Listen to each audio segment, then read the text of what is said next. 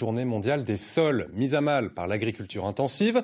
Aujourd'hui, d'autres méthodes sont explorées. Certaines sont déjà maîtrisées, comme l'agroforesterie, qui permet d'obtenir des rendements identiques, voire supérieurs à ceux de l'agriculture conventionnelle. Un producteur de lait bio en Haute-Garonne s'est lancé dans la transition. Sandra Varlevitch, Xavier Marchand.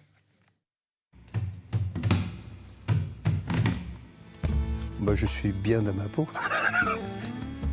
C'est du bonheur, hein. À l'aube de la retraite, Lionel Ferrer décide de transformer son exploitation. Ici, avant, il y avait du maïs. Aujourd'hui, c'est un terrain qui est vierge, mais le programme de plantation va se poursuivre.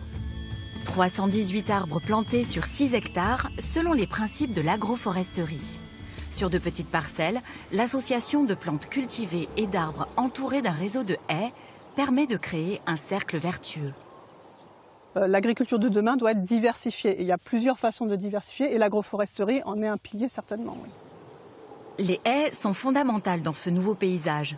Refuge pour les animaux et les insectes, source de chaleur l'hiver, zone climatique l'été et pourvoyeur alimentaire, elles permettent l'interconnexion des parcelles.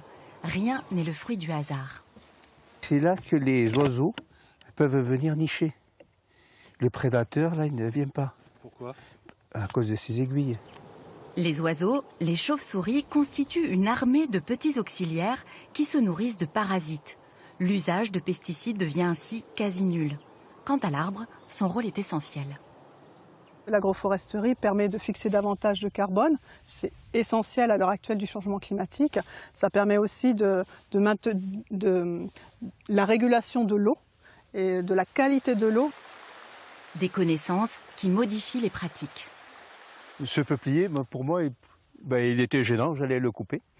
Et en fait, j'ai appris qu'il avait son utilité. S'il y a une forte pluie, ça peut éviter de faire des crues. Un principe fondé sur une observation fine de la nature, une volonté de sortir d'un système standardisé. Je me suis surpris à travailler moins. Et puis ce n'est pas nécessaire de prendre le tracteur pour faire ci, pour faire ça. Non, c'est la nature qui le fait.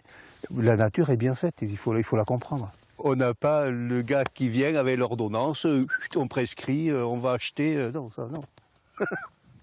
L'enjeu de l'agroforesterie n'est pas seulement écologique, il est aussi économique. Elle a de meilleurs rendements que l'agriculture conventionnelle. On peut avoir une augmentation jusqu'à 40%. Alors c'est surtout renseigné à l'échelle internationale. Il faut aller plus loin pour les conditions françaises. Mais en tout cas, c'est quelque chose de très prometteur. Et en termes de rendement, ça semble très efficace. L'agroforesterie reste pourtant une pratique marginale. Même si les plantations sont subventionnées, l'accompagnement des agriculteurs dans la démarche fait défaut. Lionel Ferrer fait un pari sur l'avenir et transmet à son fils les fondements d'une agriculture durable.